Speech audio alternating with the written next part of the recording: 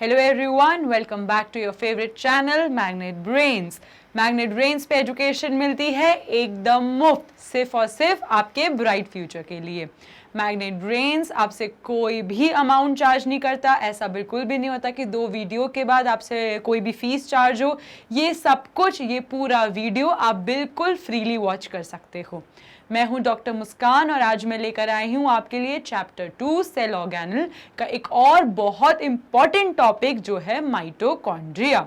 जैसा हमने देखा था बच्चों, एक सेल थी हमारी, सेल के अंदर राइबोसोम्स थे, माइटोकॉन्ड्रिया था, हमारे एंडोप्लाज्मिक रेटिकुलम था, गोल्जी अपैरेटस था, लाइसोसोम्स थे एंड वैक्यूल्स था। सिमिलरली हर सेल एक अपना यूनिक फंक्शन परफॉर्म करती है। हमारी माइटोकॉन्ड्रिया का भी बहुत ही ज़्यादा इम्पॉर्टेंट फंक्शन है। हमने एक और चीज़ देखी थी कि माइटोकॉन्ड्रिया हमें सिर्फ यूकैरियोटिक सेल में मिलती है, हमें प्रोकैरियोटिक सेल में नहीं मिलती। माइटोकॉन्ड्रिया अपना खुद का प्रोटीन सिंथेसाइज कर सकती है, खुद का डीएनए रेप्लिकेट कर सकती है और खुद ही अपनी एनर्जी देती है। सेल की जो 90% ऑफ एनर्जी है वो कौन जनरेट करता है? वो जनरेट माइटोकॉन्ड्रिया करते हैं। तभी उनको हम क्या कहते हैं बच्चों? Power house of the cell.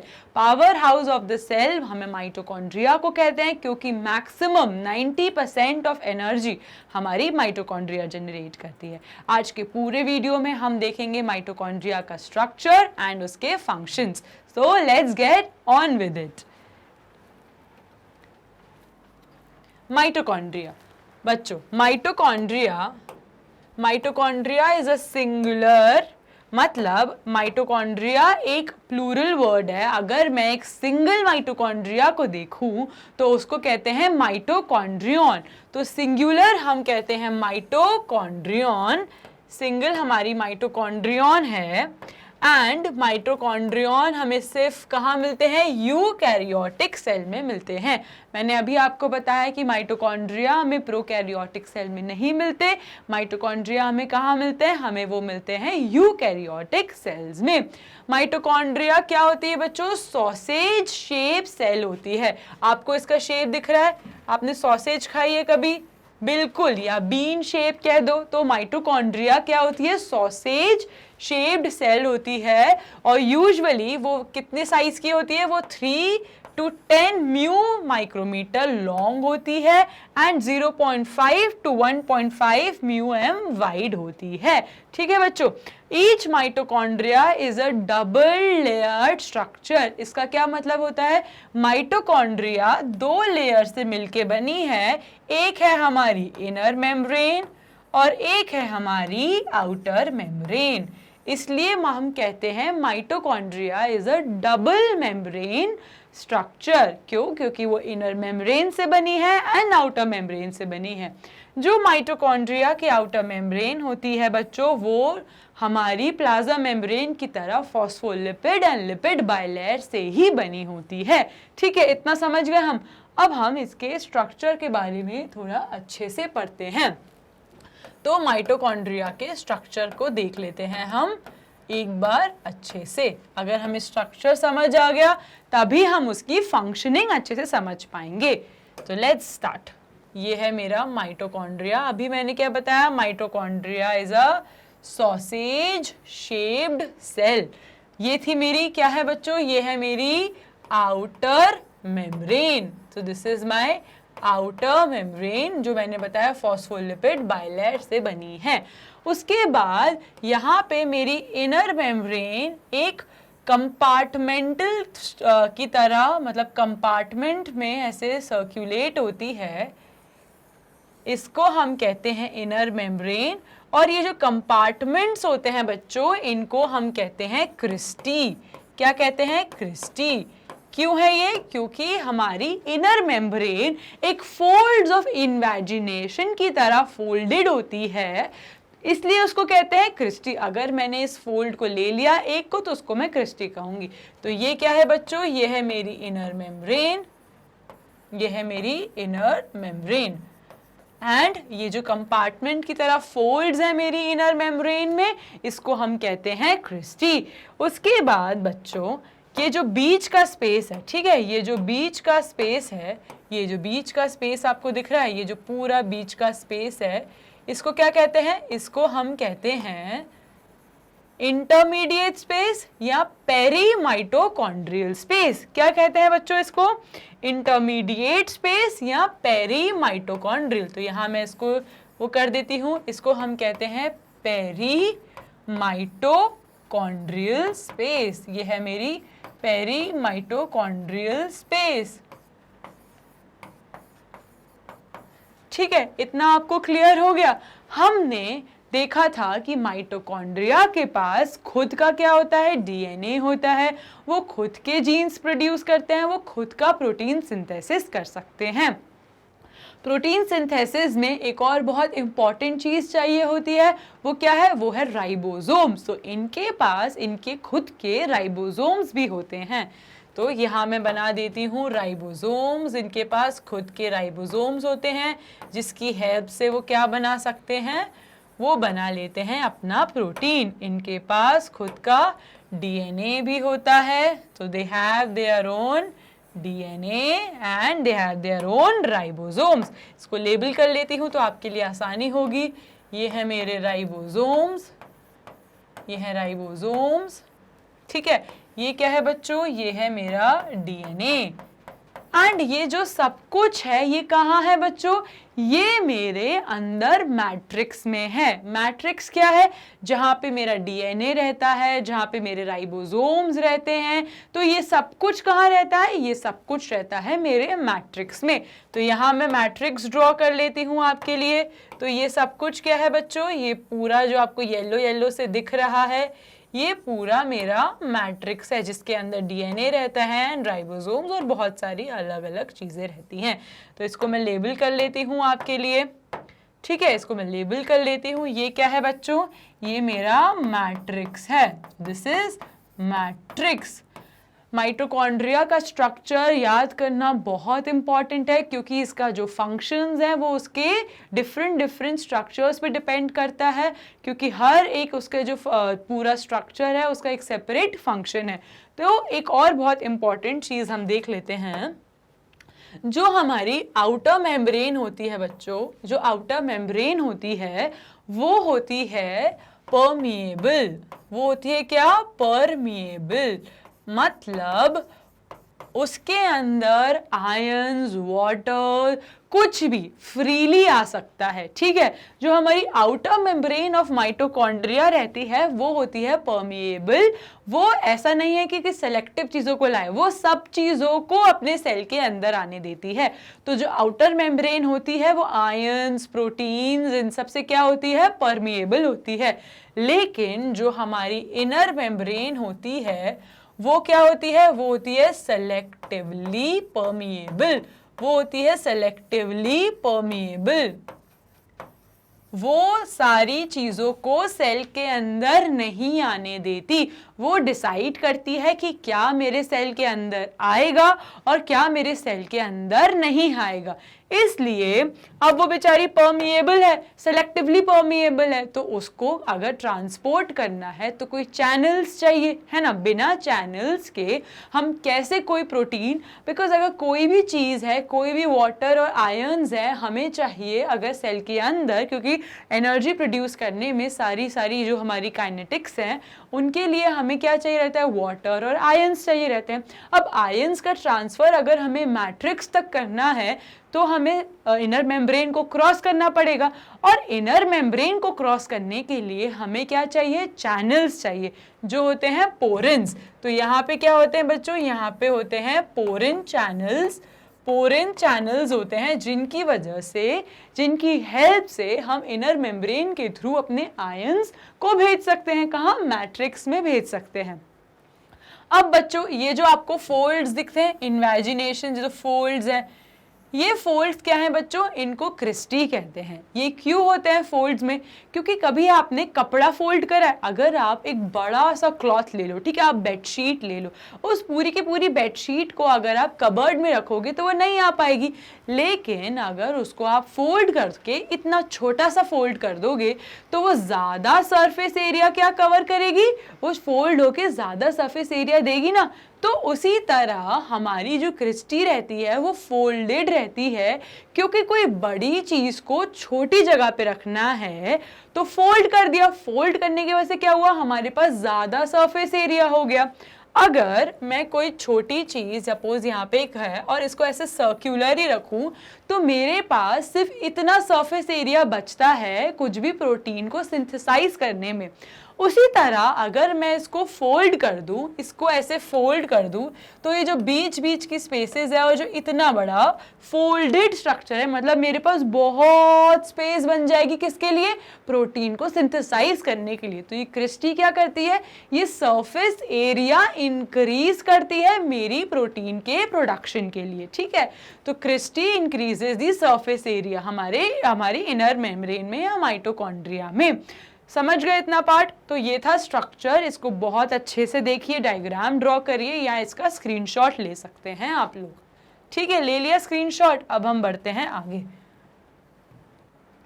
अब हम देखते हैं कि इनर मेम्ब्रेन जो थी जो हमारी इनर मेम्ब्रेन थी, ये देखो बच्चों, ये है मेरी इनर मेम्ब्रेन। ठीक है, ये जो फोल्ड्स हैं जिसकी वजह से उसने सरफेस एरिया बढ़ा दिया, इसको हम कहते हैं क्रिस्टी।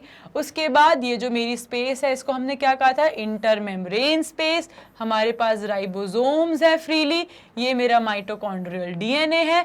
जहाँ पे मेरा डीएनए और माइटोकॉन्ड्रिया रहता है उसको हम क्या कहते हैं, मैट्रिक्स कहते हैं। ठीक है, ये पूरा स्ट्रक्चर था।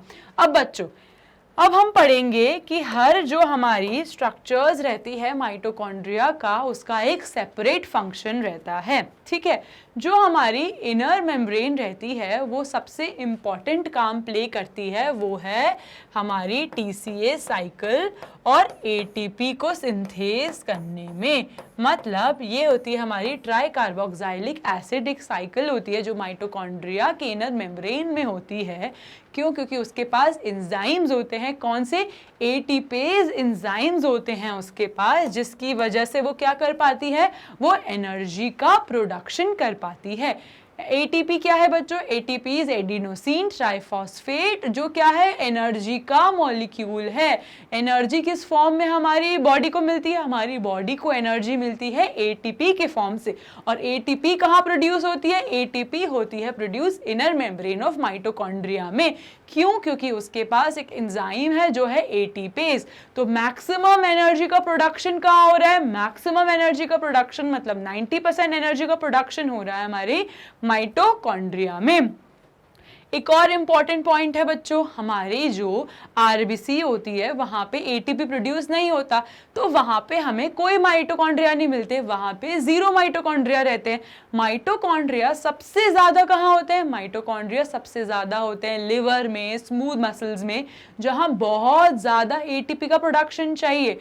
वहां पर यूजुअली माइटोकॉन्ड्रिया का नंबर 500 से 2000 भी वैरी कर सकता है, डिपेंड करता है सेल की एक्टिविटी पे। तो जितनी ज़्यादा एक्टिविटी होती है कोई भी ऑर्गन की, उसकी जो नंबर ऑफ माइटोकॉन्ड्रिया उतना ही ज़्यादा होता है उसके अंदर। तो जितना ज़्यादा उसका एक्टिविटी लाइक लिवर सेल्स और इन सब में ज़्यादा एक्टिविटी की, ज़्यादा एनर्जी की ज़रूरत है, इसलिए उनके पास माइटोकॉन्ड्रिया का नंबर भी ज़्यादा होता है। ठीक है, यही तक समझ आ गया आपको। तो inner membrane matrix contains enzymes and proteins which are involved in tricarboxylic acid. और बच्चों एक और बहुत इंपॉर्टेंट चीज़ है जो इनर मेम्ब्रेन में हो पाती है, वो है हमारा एरोबिक रेस्पिरेशन। मतलब हमने ऑक्सीजन लिया, हमने कार्बोहाइड्रेट लिया, कोई भी कार्बोहाइड्रेट का बड़ा सा मॉलिक्यूल या फैट, प्रोटीन, जिसका भी बड़ा सा मॉलिक्यूल, इन सबको तोड़ना पीसेस में ज़रूरी है। ऐसा तो नहीं है कि हमने इतना बड़ा सारा बल्क मॉलिक्यूल लिया और वो बल्क मॉलिक्यूल हम यूटिलाइज कर लें। हम जब उसको ब्रेक डाउन करेंगे छोटे छोटे पीसेस में, और क्या रिलीज करेंगे? एटीपी रिलीज करेंगे, जिससे हमारे सेल को क्या मिलेगी? एनर्जी। तो एरोबिक रेस्पिरेशन में भी बहुत इंपॉर्टेंट होता है। फॉर एन एग्जाम्पल, मैंने लिया यहाँ कार्बोहाइड्रेट का एक मॉलिक्यूल, ठीक है, उसके बाद ऑक्सीजन लिया, उसके बाद मैंने कन्वर्ट करा उसको कार्बन डाइऑक्साइड और H2O में, और क्या रिलीज हुई? एटीपी रिलीज हुई।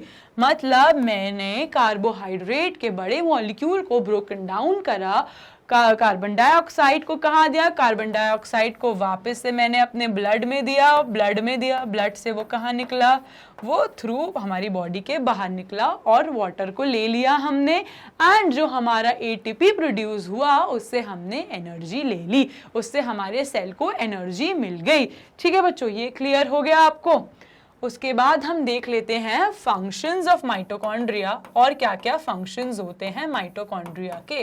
तो फंक्शंस ऑफ माइटोकॉन्ड्रिया, सबसे पहला फंक्शन हमने देख लिया था माइटोकॉन्ड्रिया का, वो था प्रोटीन हमारा एनर्जी सिंथेसिस। तो एनर्जी सिंथेसिस में सबसे ज़्यादा क्या कहाँ होती है एनर्जी, एनर्जी सबसे ज़्यादा होती है हमारी माइटोकॉन्ड्रिया में, तभी हम उसको क्या कहते हैं, हम उसको कहते हैं power house of the cell, तभी हम उसको कहते हैं power house of the cell. उसके बाद हम देख लेते हैं डीएनए। माइटोकॉन्ड्रिया अपना डीएनए खुद प्रोड्यूस करती है, माइटोकॉन्ड्रिया अपना डीएनए खुद प्रोड्यूस करती है। क्यों? क्योंकि उसके पास खुद का डीएनए रहता है, उसके पास खुद की जीन्स रहते हैं, वो खुद का सारा प्रोडक्शन कर सकती है। तो माइटोकॉन्ड्रिया का जो डीएनए रहता है वो हमेशा मैटरनल इनहेरिटेंस रहता है। मैम इसका क्या मतलब? मैटरनल इनहेरिटेंस का मतलब होता है बच्चों कि जो हमारा माइटोकॉन्ड्रिया है वो हमेशा हमें अपनी मदर से मिलता है। मतलब मेरे पास अगर माइटोकॉन्ड्रिया है तो वो मुझे मेरी माँ से मिला। अब मेरे जो आगे ऑफस्प्रिंग्स होंगे उनको भी मेरा माइटोकॉन्ड्रिया आएगा। तो माइटोकॉन्ड्रियल डीएनए जो रहता है वो हमेशा मम्मा से या माँ से आता है, मैटरनल इनहेरिटेंस होता है। ठीक है, तो माइटोकॉन्ड्रिया अपना खुद का डीएनए बना सकती है, माइटोकॉन्ड्रिया अपना खुद का प्रोटीन सिंथेसिस भी कर सकती है, माइटोकॉन्ड्रिया अपना खुद का प्रोटीन सिंथेसिस भी कर सकती है। क्यों? क्योंकि उसके पास राइबोसोम्स हैं। ठीक है बच्चों, उसके पास खुद के राइबोसोम्स हैं, राइबोसोम्स की मदद से, प्लस उसके पास खुद का डीएनए है। डीएनए ने क्या दिया बच्चों? मैसेंजर आरएनए दिया। मैसेंजर आरएनए एंड राइबोसोम ने मिला के क्या बना दिया? प्रोटीन। तो राइबोसोम्स एंड एमआरएनए की वजह से हमारा जो माइटोकॉन्ड्रिया है वो खुद का प्रोटीन भी सिंथेसाइज कर सकता है। तो माइटोकॉन्ड्रिया अपना खुद का प्रोटीन भी बना सकता है। माइटोकॉन्ड्रिया का जो इनर मेम्ब्रेन है उसमें क्या होता है बच्चों? उसमें सबसे पहली बात हमने इनर मेम्ब्रेन की पढ़ी थी क्या, कि वो सेलेक्टिवली परमिएबल होती है। तो हम देख लेते हैं, यहाँ हमने देख लिया था वो क्या होती है, सेलेक्टिवली परमिएबल होती है। सब कुछ नहीं आ पाता उसके अंदर, इसलिए हमें क्या चाहिए, हमें पोरेंस चाहिए रहते हैं, ट्रांसफर ऑफ मॉलिक्यूल्स अंदर आयंस भेजने के लिए। उसके बाद हमने देखा था ऑक्सीडेटिव फॉस्फोराइलेशन कहाँ ज़्यादा हो पाता है? ऑक्सीडेटिव फॉस्फोराइलेशन हमारी इनर मेम्ब्रेन में हो पाता है। क्यों? क्योंकि उसके पास एक एंजाइम है।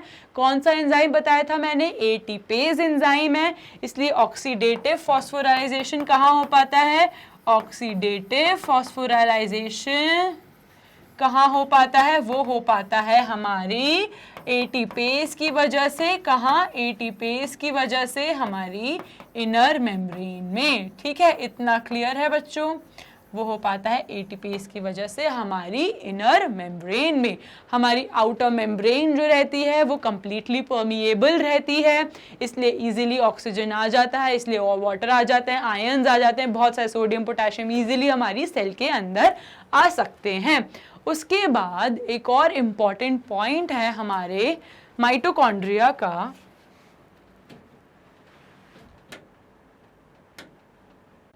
वो है इंट्रिंसिक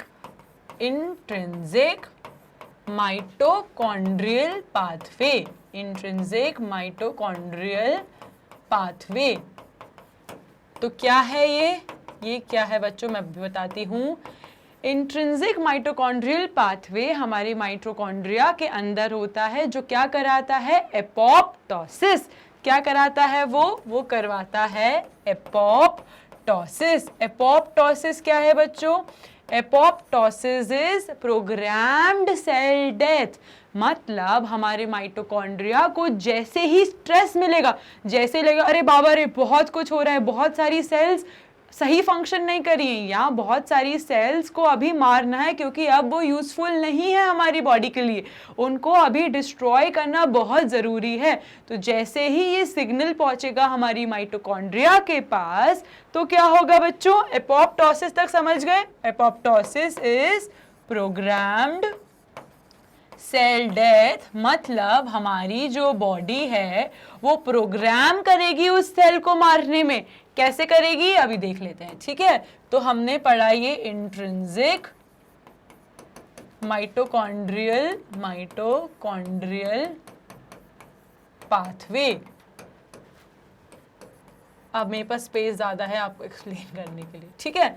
चलो, सबसे पहले ये मेरा माइटोकॉन्ड्रिया, समझ गए आप? ये मेरा माइटोकॉन्ड्रिया, यहाँ पे मेरी इनर मेम्ब्रेन जो फोल्ड्स में है, ये मेरी आउटर मेम्ब्रेन, ये मेरी इनर मेम्ब्रेन, ठीक है? ये क्रिस्टी, यहाँ पे मैट्रिक्स, इसके पास खुद का डीएनए है, ये मेरा डीएनए, यहाँ पे मेरे राइबोसोम्स हैं, ठीक है? तो ये है मेरा माइटोकॉन्ड्रिया, ठीक है? अब जैसे ही मेरे माइटोकॉन्ड्रिया के पास स्ट्रेस आया, समझ गए? जैसे ही उसको सिग्नल्स आए कि बाप रे जल्दी से कुछ करो, जल्दी से इन सेल्स को मारो, ये सेल सही फंक्शन नहीं कर रही है, इन सेल को मारना बहुत ज़रूरी है। तो क्या हुआ, मेरे माइटोकॉन्ड्रिया ने एक चीज़ निकाली, वो है साइटोक्रोम सी, ठीक है बच्चों? अभी आपके लिए ये जानना ज़रूरी है कि हमारे माइटोकॉन्ड्रिया ने प्रोग्राम सेल डेथ की वजह से कि सिग्नल की वजह से एक चीज़ निकाली जो है साइटोक्रोम सी। साइटोक्रोम सी ने क्या करा, साइटोक्रोम सी ने कैस्पेजेज, ठीक है बच्चों? ये क्या होता है? कैस्पेजेज हमारा पूरा एक सिस्टम है जिससे एपोप्टोसिस हो पाती है, मतलब हमारी सेल को डेथ करने के लिए बॉडी ने एक स्पेशलाइज्ड नेटवर्क बना के रखा है जो है कैस्पेजेस, उसमें वो एक्टिवेट कर देता है। तो हमारे माइटोकॉन्ड्रिया ने स्ट्रेस में क्या निकाला, हमारे माइटोकॉन्ड्रिया ने स्ट्रेस में निकाला साइटोक्रोम सी, उससे क्या हुआ, कैस्पेजेस एक्टिवेट हुए। तो साइटोक्रोम सी ने यहाँ पे क्या होते हैं बच्चों, कई सारे एक्टिवेटिंग फैक्टर्स आके अटैच हो जाते हैं। क्यों ज़रूरी होते हैं? क्योंकि जब तक वो साइटोक्रोम सी को एक्टिवेट नहीं करेंगे हमारे कैस्पेजेस सिस्टम एक्टिवेट ही नहीं हो पाएंगे। तो जैसे ही हमारा साइटोक्रोम सी निकलता है उस पर कई सारे ऐसे एक्टिवेटिंग फैक्टर्स आ जाते हैं कि बहन रुको हम तुम्हारी मदद के लिए आ गए हैं, अब हम उस सेल को साथ मिलके मारेंगे, ठीक है? तो कैस्पेजेस हमारे एक्टिवेट हुए। सबसे पहले कैस्पेज 9 एक्टिवेट होता है, उसके बाद कैस्पेज 3 एक्टिवेट होता है। ये पूरा एक नेटवर्क है बच्चों जिससे हमारा एपोप्टोसिस हो पाता है। एंड देन जो हमारी सेल डेथ थी वो हो गई, मतलब हमने सेल को लाइज कर दिया, हमने सेल को मार दिया, क्योंकि अब वो सेल बिल्कुल भी रिक्वायर्ड नहीं है हमारी बॉडी के लिए। तो एपोप्टोसिस ये जो पूरी प्रोसेस है जो हमारे माइटोकॉन्ड्रिया से इनिशिएट हो रही है, हमारे माइटोकॉन्ड्रिया स्टार्ट कर रहा है, उसको हम कहते हैं इंट्रिंसिक माइटोकॉन्ड्रियल पाथवे, ठीक है बच्चों? ये आप समझ गए। इसको फिर से रिकैप ले लेते हैं। माइटोकॉन्ड्रिया के पास जैसे ही सिग्नल्स आए कि ये सेल डेड है, इस सेल को मारना बहुत ज़रूरी है, हमारे माइटोकॉन्ड्रिया से रिलीज हुआ साइटोक्रोम सी, उसको एक्टिवेट करने के लिए एक्टिवेटिंग फैक्टर्स आए, फिर हमारा कैस्पेज सिस्टम एक्टिवेट हुआ जो एपोप्टोटिक पाथवे होता है जिससे एपोप्टोसिस इनिशिएट होगी। उससे सबसे पहले 9 निकलता है, फिर प्रो कैस्पेज 3 एक्टिवेट होता है, फिर प्रो के बाद कैस्पेज 3 एक्टिवेट होता है, देन फाइनली वो सेल के पास जाता है, एंजाइम्स रिलीज करता है एंड उसको मार देता है, तो सेल का लाइसिस हो जाता है। ये बहुत इंपॉर्टेंट फंक्शन है जो इम्यूनिटी में प्ले करता है हमारा माइटोकॉन्ड्रिया।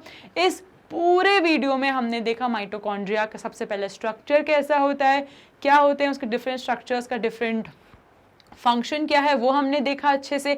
उसके बाद हमने एपोप्टोटिक पाथवे देखा। तो आपको आई होप ये पूरा क्लियरली समझ आ गया होगा कि माइटोकॉन्ड्रिया कैसे फंक्शन करता है एंड कितना इम्पोर्टेंट रहता है, ठीक है? इसी के साथ मैं आपको एक न्यूज़ दे देती हूँ, हमारे मैग्नेट ब्रेन्स ने एक डिफरेंट प्लेटफॉर्म लॉन्च करा है। आपको कुछ नहीं करना, बस हमारी वेबसाइट पे जाना है जो है www.magnetbrains.com। आप जैसे ही हमारी वेबसाइट पे जाएंगे आपको ऐसा एक पेज ओपन अप होगा। All you have to do is आपको बस सेलेक्ट करना है कि अगर आपको इंग्लिश में वीडियोस देखनी है तो इंग्लिश सेलेक्ट करिए, हिंदी में देखनी है तो हिंदी मीडियम सेलेक्ट करिए। इससे क्या होगा, जब आप सेलेक्ट करेंगे आपके पास सारे सब्जेक्ट वाइज वीडियोस अवेलेबल होंगे। आपको बस क्लिक करना है कि आपको कौन से सब्जेक्ट के वीडियोस देखने हैं। फॉर एग्जाम्पल अगर आपको मेरे बायोटेक्नोलॉजी के वीडियोस देखने हैं तो आप क्लिक करिए वॉच नाउ पे। जैसे ही आप वॉच नाउ पे क्लिक करेंगे बच्चों, आपके पास एक ऐसा स्क्रीन अवेलेबल होगा जिसमें सब कुछ डिटेल्स अवेलेबल हैं, कब कौन सी वीडियो अपलोड हुई है, पूरा टर्म वाइज डिस्ट्रीब्यूशन क्या है। आपको बस क्लिक करना है फुल कोर्स पे। जब आप जाओगे तब आपको एक ऐसी स्क्रीन आएगी, आपको बस प्ले बटन दबाना है और आप फ्री में, पूरा फ्री में बैठ के पूरी वीडियो स्ट्रीम कर सकते हो। ये सब कुछ बच्चों एकदम फ्री होता है क्योंकि आपको पता ही है मैग्नेट ब्रेन्स एकदम फ्री एजुकेशन प्रोवाइड करता है किंडरगार्टन से लेके क्लास 12 के लिए, सिर्फ और सिर्फ आपके लिए। आज के वीडियो में हमने देखा माइटोकॉन्ड्रिया के बारे में। आने वाले वीडियोस में हम देखेंगे राइबोसोम्स एंड सेल ऑर्गेनेल्स के अदर पार्ट्स के बारे में। So stay tuned and thank you.